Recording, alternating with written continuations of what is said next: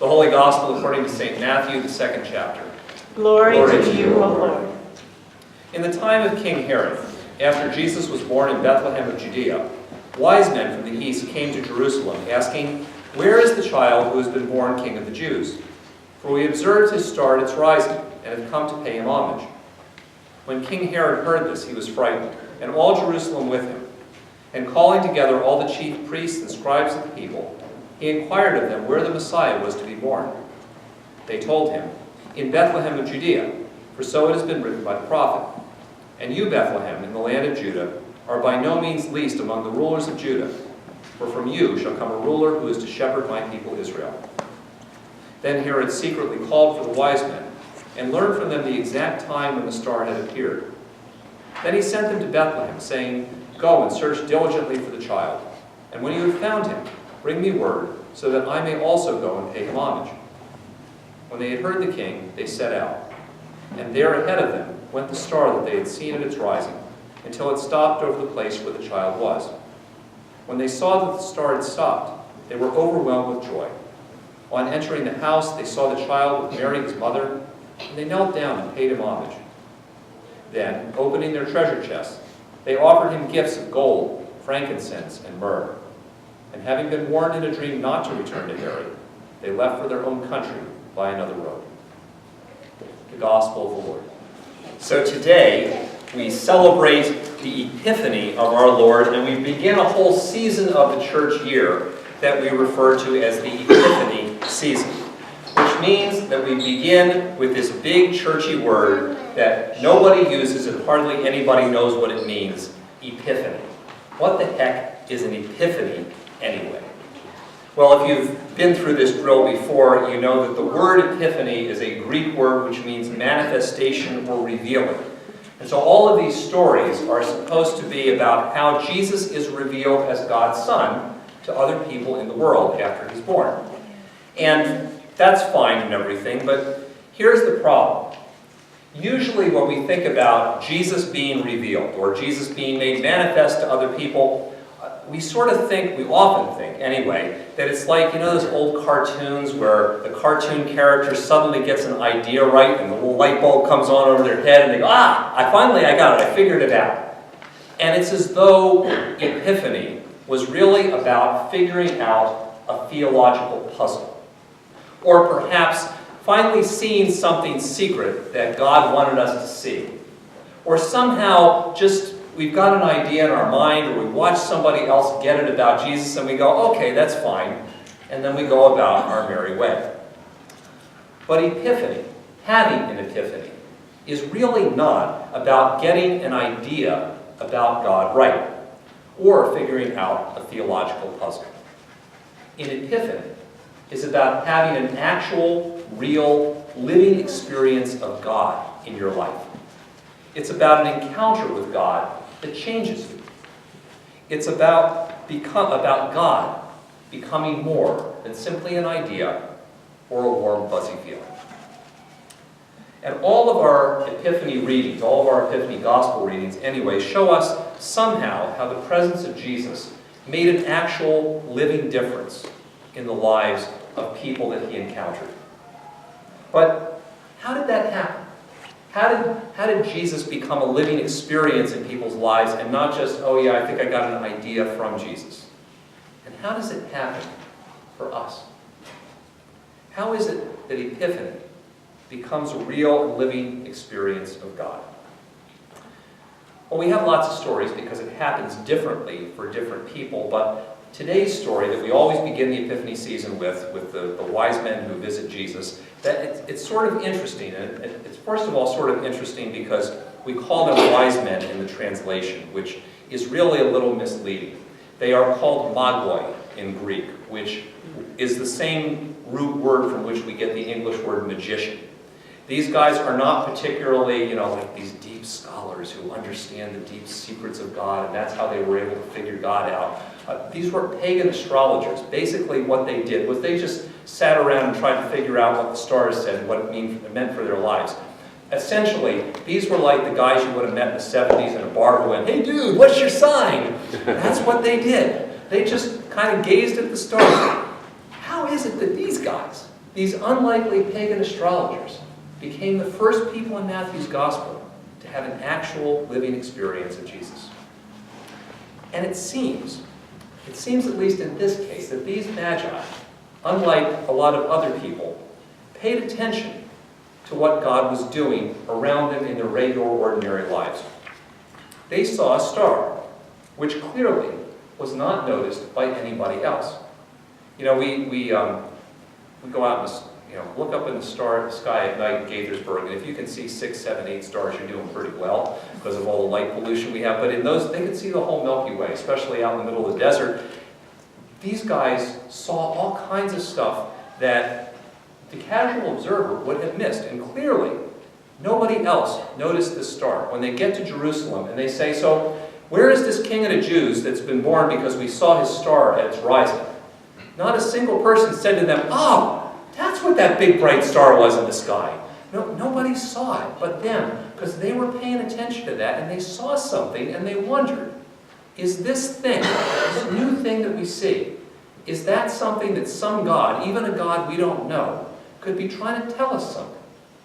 And because they paid attention, they saw something that other people didn't. And more than that, they didn't just see it and go, "Oh, gee, that's interesting. I wonder what that means." "Oh, well, don't got any time for that." They actually invested themselves in the search for what it all meant. They actually cared about and thought about what this might mean. They got excited about it. And when they finally found Jesus, they were overwhelmed with joy, not because they had never seen a toddler before. They were overwhelmed with joy because the search was something they had invested themselves in. And because they were invested, they had invested their time, their energy, their bandwidth, their money to go on this journey. That search had meaning and purpose in their lives. And they found they found something special that they wouldn't have had they not invested themselves in that search. And of course, that search meant that they were willing to get up and do something, even if it meant traveling a long distance to receive or to find what God was doing. And that made them different from a lot of people who probably were perfectly willing to say, "Yeah, I'm happy to receive some revelation of God, to have God do something in my life, but God's everywhere. God can do it here, where I'm sitting nicely where I am, and in my own time, in my own place, and bring it on, God."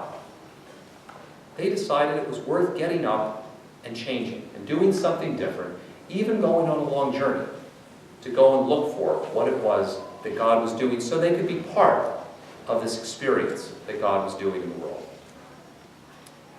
These magi, like others who had an actual living experience of Jesus in their lives, didn't just sit back and watch what God was doing.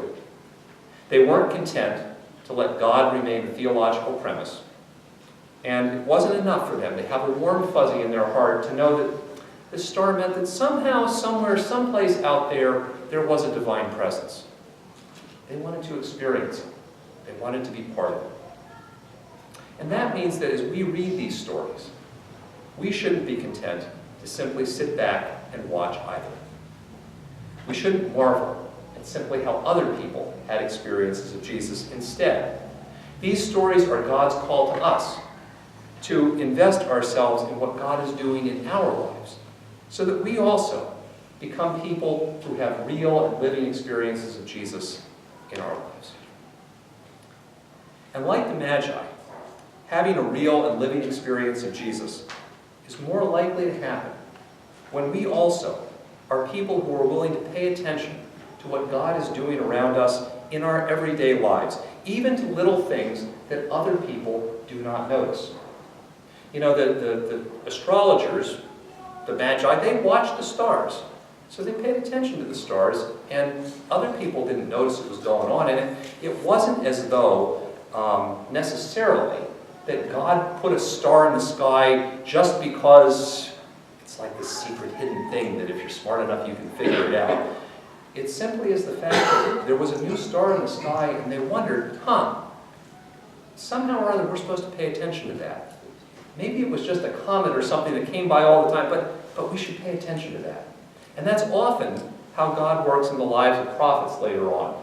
There are things that the prophet is called to pay attention to, and those things are triggers for God to be able to say, think about this.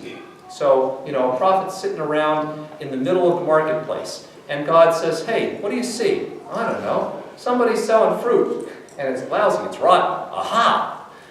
That's the intro to God saying something. It wasn't that God just planted that bowl of lousy fruit there. It was God using that thing that was there already. But when you pay attention to it, God was going to say something through that. What is he over there? I don't know. Some guy's building a wall and he's got a plumb line and saying, aha, that's something to look at. Pay attention to the thing that's already going on around you.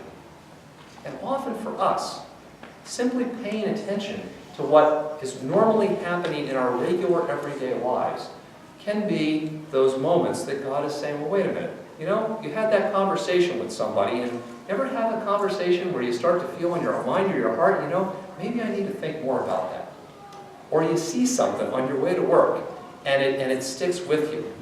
Is that God trying to say, hey, you need to pay attention to something. I'm trying to point you in a different kind of direction. That was probably all God was doing with that star, with those magi. But they were willing to think about and pay attention to what was going on in their actual lives to be able to go, maybe God's saying something to me. And sometimes just paying attention to that helps to point us in a different direction or in a new way for us to be able to consider something, to look in a new way to something God wants us to see. And then for us too, like those magi, if we see something where we think, maybe I should think about this, maybe I should consider this, maybe I should look over there where I haven't before, we need to also be people who invest ourselves in that search. I don't know really anything. I don't think anybody knows anything about these magi, but I'm sure that they had plenty to do, and they had plenty of people they needed to see. And they probably didn't have a lot of time to think about stuff that wasn't of immediate concern right that moment. But they found the time. They made the bandwidth for it. They invested themselves in the search, not simply to say, yeah, I guess God's doing something, and I hope God makes it more clear to me, but they actually went out and searched for it, and they made the time, and it took time and energy in their lives. And that's what made a difference. And it's not as though God is being transactional and saying, unless you do this, I won't give you blah, blah, blah. You ever get these things in your inbox or on your social media feeds that say, if you will do these things, God will bless you and blah, blah, blah, and all this kind of stuff, as though, God is sitting back there going, I will wait for you to take the first step. It's just that like any relationship, if you don't invest yourself in it, you don't get anything out of it. I was talking to another clergy buddy of mine who said, a lot of us, we spend a lot of time thinking we're supposed to be teaching people about all the God and religious stuff, but he says, I find that lately I've been just trying to help people find basic human community with each other. He says, I had these people come in and sit down with me, and they said, we feel so lonely, we're not connected to anybody. Maybe this religious community will help. And he saw they had little kids, and he says, well, have you gotten together with play dates for your friends, your kids' friends and stuff like that? And they go, oh, no, we don't have time for that, so we're not doing that. It's like, well, that's the thing. You got to invest yourself in a relationship if you want to have those relationships. And the same thing goes with our relationship with God. The Magi were willing to invest themselves in the relationship, and it's often when we find ways to invest ourselves in our relationship with God that it becomes a living experience and not just an idea in our heads. And sometimes that means for us too, that we have to be willing, like those Magi, to get up and go someplace and do something different.